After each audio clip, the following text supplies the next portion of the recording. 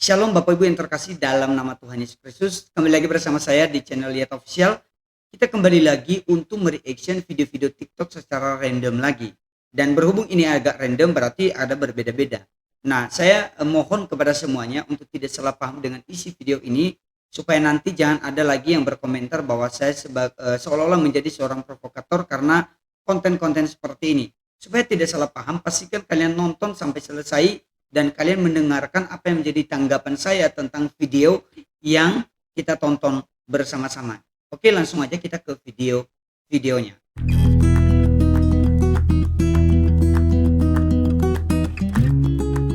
Agama apa yang sering berulah di Indonesia? Agama apa yang sering oknum-oknumnya melakukan dongeng-dongeng yang tidak jelas?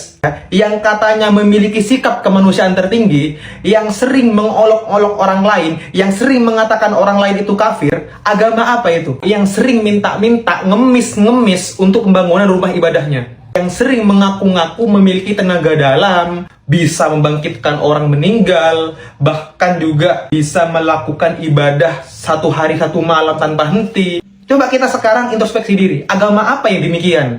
Yang notabene katanya memiliki sikap toleransi tertinggi di Indonesia, yang melakukan ibadah di tempat umum, bahkan di jalan raya, tanpa memperdulikan kepentingan orang lain. Agama apa itu? Ya, video dari abang ini dia sedang menanyakan ya agama mana yang selalu melakukan tindakan ABC dan seterusnya. Ya, yang saya mau berikan edukasi kepada kita di sini adalah bahwa mau agama apapun kita, ya jangan pernah kita menganggap diri paling benar ketika bertemu dengan orang lain. Ya tentu kita masing-masing memiliki dalam hati kita atau dalam ajaran kita bahwa agama yang kita percaya itu sudah paling benar. Tetapi ketika kita dalam suatu komunitas, dalam keberagaman di Indonesia ini, jangan sampai kita mengata-ngatain agama lain. Itu jangan sampai. Gitu ya. Mari kita next pada video berikutnya. Agama di dunia ini yang paling benar agama apa, Bang? Yang benar, tidak ada agama yang menyelamatkan. Yang benar itu adalah ikut Yesus. Jadi kalian, Bang, masa Yesus disalib, Bang? Gimana itu, Bang, solusinya? Bang Yesus sebelum ke lagi situ nyelamatkan dulu, diri. gini. Sebelum ke sana dulu, kalian ini coba saya tanya, siapa yang memerintah di hati kalian? Allah. Dan Rasulnya, betul? Ya, benar. Selama yang memerintah di hatimu itu Allah dan Muhammad, maka selama itu kalian akan hidup seperti ini terus. Tapi kalau kalian ganti, makanya saya itu menggalakkan satu gerakan, ganti Allah dan Muhammad. Allah dan Muhammad itu harus kamu pensiunkan dari memerintah hidupmu, diganti dengan Bapa di surga dan Yesus dan Roh Kudus. Bang, masa Tuhan disalib, Bang? Gimana itu? Masa Bang, Tuhan Tuhan disalib itu tidak masalah. Yang masalah itu Tuhan diracun oleh wanita Yahudi. Masa Yesus disalib sama makhluknya sendiri, itu nanti yang bawa ke surga siapa, Bang? Bang, dengarkan ya. Kalau dia Yang sama menjadi makhluk- problem baik. Ini sebenarnya yang menjadi problem komunikasi kita, teman-teman ya. Ini forum apa namanya? Begini. Kalian ini kan santri.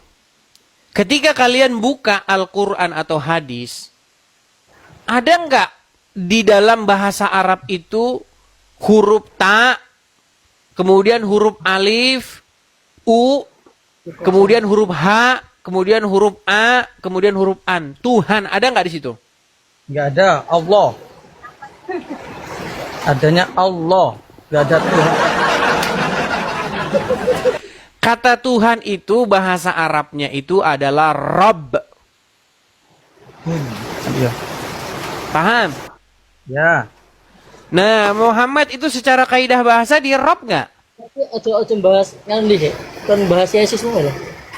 Bang, aku pengen cerita tentang Yesus, Bang. Iya, kalian kan bingung kenapa kok ada Tuhan disalibkan. Betul? Nah, Sementara kalian tidak bingung ada Tuhan, kalian diracun. Bang. Karena kalian di situ masalah kalian. Makanya selama kalian masih membenturkan kepala kalian ke ubin 5 kali sehari, selama itu kalian tidak akan mengerti omongan saya. Gimana? kepala, Bang. Gimana? Kami ini tidak pernah bentur ke kepala. Apa dia kau tak pernah membenturkan kepala kau ke ubin tiap hari? Kau tiap hari begini terus sampai kepala kau benturkan ke Tidak, ubin Bang. sampai membekas. Loh, itu ada tandanya. Gimana sih? Surat Al-Fat. Ini buktinya lo nggak ada tandanya, Bang. Nggak ada Dijidat benjol-benjol. Vino, nggak ada. Nah, itu benjol. berarti bukan tanda orang beriman. Menurut saya ada sekitar 3 orang mereka ini tadi ya. Mereka itu sebenarnya nggak paham apa yang dimaksudkan oleh Edis TV. Mereka itu nggak paham. Akhirnya di ending-endingnya kan mereka hanya memutar-mutar aja gitu. Mereka memutar balik pertanyaan. Ada yang bilang sosokan lagi, saya mau cerita tentang Yesus. Lah, orang agama lain kok dia yang cerita Tuhan Yesus kok. Gitu, dia aja nggak percaya Tuhan Yesus itu seperti apa, dia nggak percaya bahwa dia Tuhan, ngapain kok dia yang didengarkan. Nah, kalau Edis TV kan berdasarkan data dari mana ya, dari hadis dan juga Al-Quran tadi dia menyebutkan juga. Oke, kita lanjut pada video berikutnya. Gak habis pikir nih sama Ustadz Abdul Somad. Masa dia pasang badan saat Gubernur Riau Abdul Wahid ditangkap Komisi Pemberantasan Korupsi atau KPK. UAS mencoba klarifikasi kalau melakukan korupsi itu stafnya Abdul Wahid di Dinas PUPR dan KUPT. Tak hanya itu, UAS juga bilang penangkapan Wahid itu sebagai takdir. Abdul Wahid sendiri ditangkap karena diduga terlibat dalam kasus pemerasan terhadap bawahannya di Dinas PUPR Riau. Nilainya lumayan gede, sekitar 7 miliar rupiah. Wahid ditetapkan sebagai tersangka pada Rabu 5 November 2025. Tak lama setelah kabar penangkapan itu meledak di media, UAS langsung muncul dengan video klarifikasi di akun Instagram resminya. Dalam video itu, UAS membantah bahwa sahabatnya ditangkap lewat operasi tangkap tangan atau OTT. Berita yang betul itu, Kadis PUPR dan KUPT yang OTT. Gubernur Riau hanya dimintai keterangan, kata UAS dalam unggahannya. Ia lantas menasihati publik agar tidak mencemarkan nama baik seseorang hanya karena informasi yang belum pasti. Tapi klarifikasi itu ternyata tidak bertahan lama. Tak lama setelah diunggah, video klarifikasi itu menghilang dari akun Instagramnya. Dia ganti dengan unggahan doa dan dukungan. Sebagai sahabat, saya support dan mendoakan, tulisnya singkat. UAS kemudian mengenang kedekatannya dengan Wahid sejak masa kampanye Pilgub Riau 2024. Gak cuma itu, UAS gambarin perjuangan sahabatnya seperti menempuh laut politik dengan angin kencang, karang tajam, dan ombak besar. Yang bermasalah, dia sebut penangkapan itu sebagai takdir. Semua orang berkumpul untuk memudaratkanmu. Tidak akan mampu, kecuali memang sudah takdir Allah. Pena takdir sudah terangkat, kertas takdir sudah kering, tulisnya. Kalimat ini seolah menegaskan dugaan korupsi yang dilakukan Abdul Wahid sebagai takdir Allah, bukan atas niat jahat pelakunya. Dalam hal ini, Abdul Wahid. Pembelaan UAS ini pun dikecam banyak netizen. Sudah jelas jadi tersangka, tapi masih dibela. Katakanlah kebenaran walau pahit, tulis seorang netizen. Menentukan pilihan boleh, tapi jangan terlalu dalam engkau terjun Tuan Guru. Komen yang lain. Ada juga netizen yang bikin pantun, menyindir klarifikasi UAS. Pergi jalan ke Teluk Kuantan, bawa oleh-oleh buah semangka. Ustadz bilang dia cuma diminta keterangan. Alamak, rupanya dia sudah jadi tersangka. Sebagian netizen menilai seharusnya UAS cukup mendoakan, tanpa perlu ikut membela secara terbuka. Abdul Wahid sendiri ditangkap KPK karena diduga minta jatah proyek. Dia merintahin anak buahnya untuk minta jatah fee dari proyek-proyek jalan dan jembatan di Dinas PUPR PKPP Riau. Jatah itu disebut-sebut sebesar 2,5%, angka yang kebetulan sama dengan besaran zakat dalam Islam. Fee itu diambil dari sejumlah proyek jalan dan jembatan di Riau, kata Wakil Ketua KPK Johanis Tanak. Dari penyelidikan diketahui anggaran proyek sempat naik dari 71,6 miliar rupiah menjadi 177,4 miliar rupiah, naik sekitar 106 miliar rupiah. Dari situ muncul dugaan permintaan fee sekitar 5% atau total 7 miliar rupiah. Dan kalau ada yang menolak, ancamannya nggak main-main loh, mutasi jabatan. Jelas ini bukan kasus kecil. Sebagai sahabat, wajar sih UAS merasa ingin mendukung. Tapi yang jadi sorotan publik adalah caranya membela yang terkesan membenarkan, bukan mendoakan. Dalam hal ini, alangkah bijaknya UAS mengambil posisi netral dan gak perlu bawa-bawa takdir. Yuk Ustadz Somad, jangan bela orang yang melakukan korupsi, meski dia sahabat kita. Gimana teman-teman? Apakah kalian memiliki sahabat, teman? Apakah kalian mendukung dia ketika dia berbuat jahat? Atau apa kalian membela? Ya tentu orang yang berbuat jahat kita nggak benci. Tetapi jangan juga kita membela dia supaya dia tidak menerima konsekuensi yang memang seharusnya dia terima. Nah, itu sangat salah.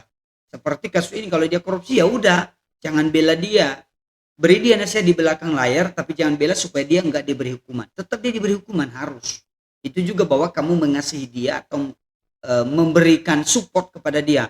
Artinya ya dia harus bertahan, siap menerima konsekuensi yang dia dapatkan. Mari kita lanjut. Ini terkait kasus Edis TV dan juga Rudi Skariot itulah, atau Yohanes Rudi. Mari kita lanjut. So teman-teman, tolong kalian baca baik-baik ya. Itu yang di situ. Kalian baca baik-baik dulu. Terus aku minta tolong semua teman-teman kita yang Kristen dimanapun kalian berada. Aku akan masukin link petisi yang tolong diisi. Nanti ada di kolom komentar, kalian bisa copy dan paste, lalu dimasukkan ke dalam browser kalian ya, supaya kalian bisa isi. Kita isi petisi ini ya, yang bersuarakan bahwa kita tidak setuju bahwa Edis TV harus dipaksakan pulang ke Indonesia dengan tujuan untuk dihakimi atas penistaan agama ya. Karena kita harus percaya bahwa debat agama ya, selama itu sesuai konteks, kita tidak boleh dilakukan persekusi terhadap siapapun itu. Nah, karena kita lihat ya, teman-teman muslim sendiri itu sudah banyak juga yang melakukan penistaan-penistaan terhadap kita, tapi tidak ada yang diproses. Oke? Jadi kalau sampai Edis TV pulang dan dia harus dipulangkan karena penistaan agama, maka ini sangat mencederai demokrasi di Indonesia. Kalau memang mau semua orang yang membahas agama itu harus dikenakan penistaan agama, maka banyak orang muslim juga yang harus kena undang-undang ini. Kita harus adil, oke? Jadi teman-teman tolong ya, kita isi.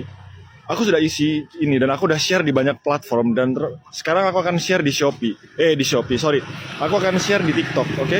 Kalian isi ini, bantu Edis TV dan kalian tag Bang Edis di sini.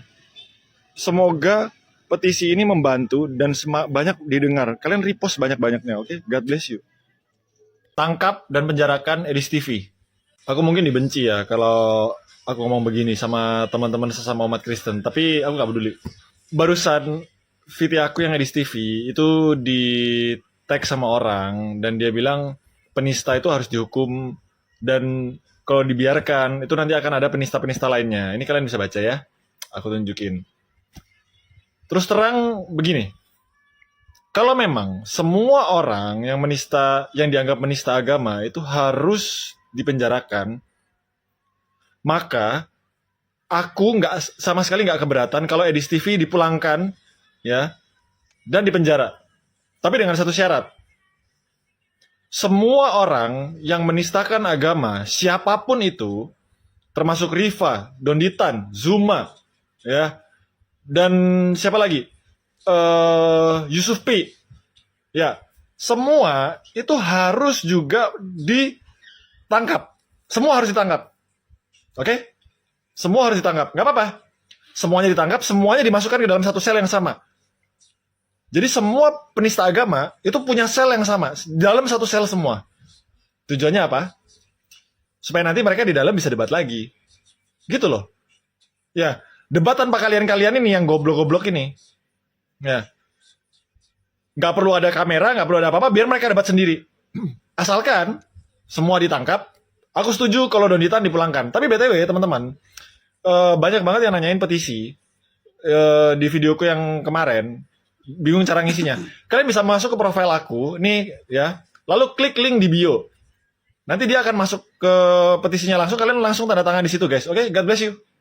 Ya, apa kalian setuju ya dengan abang ini tadi? Dia menyampaikan bahwa ada petisi dan di awal itu dia menyebarkan petisi itu, kemudian di akun yang kedua seolah-olah dia bilang Edis TV itu dia setuju kalau ditangkap, tapi dia ada alasan. Jadi ini ya, kalau kita nggak nonton dari awal ya, nggak nonton sampai selesai, ya pasti kita salah paham. Karena abang ini tadi dia menyampaikan bahwa dia setuju Edis TV itu ditangkap, dia setuju juga ketika Edis TV itu diadili, ketika yang lainnya juga yang berlaku atau yang melakukan tindakan yang sama. Jangan hanya dia doang, dan tadi dia sudah spill nama-nama mereka. Ya sebenarnya bukan masalah memecah belah ya, tapi seolah-olah nggak adil gitu loh. Kok hanya orang Kristen yang disuruh untuk harus seperti ini, Tapi giliran yang mayoritas seolah-olah diam aja itu. Nah, apalagi soal parodi Iskariot ini, aduh, bagi saya teman-teman ya, ini bukan soal membela Edis TV. Saya tahu bahwa Edis TV juga kadang mengalami kesalahan, apalagi soal tafsiran kemarin. Tapi apakah layak kita untuk membenci dia seperti yang dilakukan oleh Pak Rudi Iskariot ini, yang sering dibeli gelar Iskariot atau sang debater kalau di akunnya? Apakah tindakan dia itu untuk merencanakan kejahatan? Karena ketika dia merencanakan untuk supaya Edis TV ini ditangkap dan sampai membocorkan data-data pribadi, sampai membocorkan supaya bagaimana caranya lebih gampang Edis TV dilaporkan karena dia di Amerika sana, ya itu sudah tindakan kejahatan, merencanakan kejahatan. Kalau sang debater atau Rudi ini, Pak Rudi ini bukan orang Kristen, bagi saya nggak komen dia, tapi karena dia seorang hamba Tuhan. Ya, apakah hamba Tuhan memiliki sifat seperti ini? Apakah di Alkitab kita diajarkan merencanakan kejahatan kepada sesama kita? Harusnya enggak. Kalau memang Edis TV bagi kamu salah, ya udah kamu ngomong di belakang layar, kamu baik-baik. Ya kalau dia nggak terima, ya udah, jangan paksa. Karena orang itu kan memiliki hak dan hak untuk memegang apa yang dia percayai tanpa harus mengikuti maumu. Ya saya nggak terlalu paham apa dasarnya kenapa mereka bermasalah seperti ini. Tetapi yang saya tahu bahwa tindakan seperti ini tidak dibenarkan dalam kekristenan. Itu untuk Pak Rudi. Oke, kita next pada video berikutnya. Kami jemaat GB Kairos yang kena prank. Jadi tahun 2023, Ibu merasa kena prank beneran? benarlah kami merasa kena prank. Coba Ibu, ini Ibu benar GBI Kairos, dari GBI Kairos, coba Ibu on cam. Maat nih yang ngomong. Nanti bisa panggil Pak ini ya, Pak Siahaan. Oh, Pak Gembala Siahaan, nanti, biar kita clear. pendeta kami pendeta Hotler Siahaan.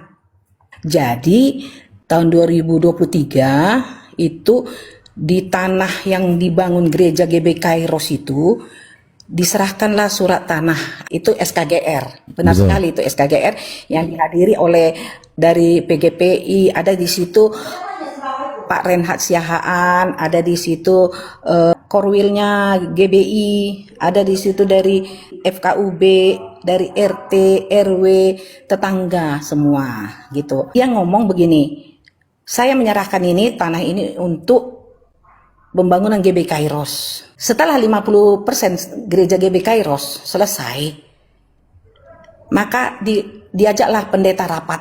Kami mengadakan rapat di rumah pendeta Hotler Siahaan Jalan Harapan Baru. Setelah itu penyerahan SKGR tanah itu untuk pembangunan GB Kairos, mulailah dia live membawa nama GB Kairos untuk donasi, untuk pembangunan Minta GB sumbangan Kairos. ya. Ya, GB Kairos, untuk pembangunan GB Kairos. Memang 6 poin. Jadi Tadi dibilangnya Yang 8. pertama sekali 6, tahap kedua 8. Maka dia katakan begini, itu dinotariskan supaya jangan jadi milik pribadi. Kita minta itu milik GB Kairos. Jadi ini telah jadi 50%, bangunannya ya Bu ya, bangunannya udah jadi, kemudian ada rapat dengan Rudi. Ya, Di situ ada 6 poin. Ya, dia meminta bahwa tidak atas nama salah satu pihak atau GB dari gembala sidang ya, tetapi atas nama GBI ya. kita Oke, mengajak clear ya ke Bu, notaris. silakan lanjut. Kita mengajak ke notaris. Kita mengajak ke notaris supaya besoknya didaftarkan ke notaris. Kami masih membahas 6 poin, dari 6 poin masih 3 poin, tidak selesai malam itu, maka dijadwalkan minggu depannya kita bahas lagi yang untuk yang 6 poin ini. Tetapi belum lagi sampai dalam untuk pembahasan ini, 1 minggu kan poinnya, 1 minggu waktunya, dia sudah live mengatakan pendeta itu mau memiliki gereja itu pribadi, sementara kita minta itu supaya didaftarkan di notaris. Jadi jujur aja, kami disuruh angkat kaki dari gereja tersebut karena kami tidak menyetujui poin-poin yang dikasihnya. Maka kami pindah ke rumah, menyewa rumah untuk ibadah. Sebenarnya sedih. Memang sedih Iya. lah Bu. Itu Jadi hak jangan- GBI Kairos Bu. Sebenarnya itu Itu karena bangunan itu tuh bangunan hak dari GBI Kairos. Orang menyumbang untuk pembangunan GBI Kairos. benar. Ya. Kalau mau disengketakan, ya, itu bisa. Karena dia meminta donasi atas nama GBI Kairos. Nanti minta kepada para donatur untuk supaya mereka menyumbangkan ke GBI Kairos, itu kasih bukti juga bahwa sebenarnya ini bukan untuk Rudi Yohanes, bukan untuk dibangun di tanah Rudi Yohanes, itu bukan untuk yang lain, tetapi untuk GBI Kairos. Jadi memang sangat sedih memang kami disuruh angkat kaki dari gereja tersebut. Dan dia punya aturan, setiap bulan dia mau mengajar di gereja tersebut. Dan memang lambang sang debater sama GBI Kairos itu jangan dihilangkan gitu. Jadi harus ada GBI Kairos dan sang debater gitu. Iya benar. Sakit jiwa. Rumah Tuhan mau dinamakan sang debaters gitu. Ya. Itu kan kalau gereja ya itu organisasi. Gerejanya itu rumah Tuhan kan. Itu mau ditaruh ada logo sang debaters. Ini benar Bu ya. Ini benar permintaan sang debaters ya. Ya. Karena di poin-poin tersebut ada. Nah, sama pendeta ada semua dokumennya itu. Kemarin sama pendeta ada dokumennya semua. Sampai pendeta Betul. kami nangis loh di rumah suami istri. Jadi dia itu live itu di rumah anak terang itu. Rumah anak terang, maksudnya apa itu anak terang? Sebelum GBI Kairos kan dia duluan bangun rumah anak terang khusus untuk anak-anak ya belajar untuk apa pemahaman Alkitab. Rumah anak terang jadi rumahnya gitu. Ya, dia tinggal di situ. Yang dia pamer-pamerkan itu hasil dari donasi semuanya. Ya, rumah anak terang. Waduh, berat ini. Makanya mau cari donasi, ada nenek-nenek yang mau kasih donasi ke dia, mungkin dia lagi berhayal dapat 3M. Sebelumnya saya sudah sampaikan di live saya bahwa dia sengaja dipanggil ke atas untuk supaya cepat cair. Sama seperti yang gereja GBI Kairos rasakan, dia minta donasi untuk GBI Kairos, justru dipakai untuk membuat setelah 50% jadi, malah diusir lagi. Gini Bu, saya juga heran kenapa itu waktu itu, lu tahu kan ketika waktu dia ngajarin tentang Yudas itu masuk surga? Pernah dengar nggak? Saya masih bingung ketika waktu dia mengajarkan Yudas itu masuk surga. Emang GBI Kairos mengajarkan Yudas masuk surga ya Bu? Enggak. Yudas Itu Iskariot. ajaran dia. Enggak. Di sana udah ada gedungnya yang bisa dipakai Bu? Kami sudah ada bangun gereja walaupun itu dari papan, tapi kami tetap bersyukur. Hanya Puji Tuhan. walaupun begitu bangunannya. Gitu. Baik. Nanti saya coba koordinasi juga dengan para donatur ya yang sudah bicara juga nanti. Saya coba tanya-tanya dulu ya supaya kita terang benderang mereka tujuannya waktu itu sumbangannya kemana, apakah GBI Kairos atau rekening Rudi ya, supaya kita coba kembangkan ya Bu ya. Kalau memang bisa naik ke statusnya bisa lebih lain lagi lebih bagus sih ya, karena memang ini Rudi ini udah bikin kita geram semuanya ya, jadi nanti kita coba Bu ya. Terima kasih Bu, Shalom, Tuhan Yesus memberkati, salam buat semua jemaat GBI Kairos. Bisa ada 372, 378 ya, 372 penggelapan, 378 penipuan, itu bisa naik statusnya mungkin kali ya, kalau seandainya dia ngelapkan, bilang ada ini. Nanti kita akan coba ya, buat teman-teman semua ya, kita gali dulu ya, supaya dapat mens reanya atau mungkin actus reusnya ya, perbuatannya sudah mengusir. Niatnya yang kita lihat, niatnya mengusir itu apakah ada unsur pidana dengan penggelapan? Ya, saya secara pribadi tidak dapat memvalidasi apakah berita dari Ibu Inir benar atau enggaknya, ya nggak bisa. Karena ya mungkin orang-orang yang lebih tahu, apalagi dari gereja ini mungkin lebih tahu, ya bisa diceritakan juga lah.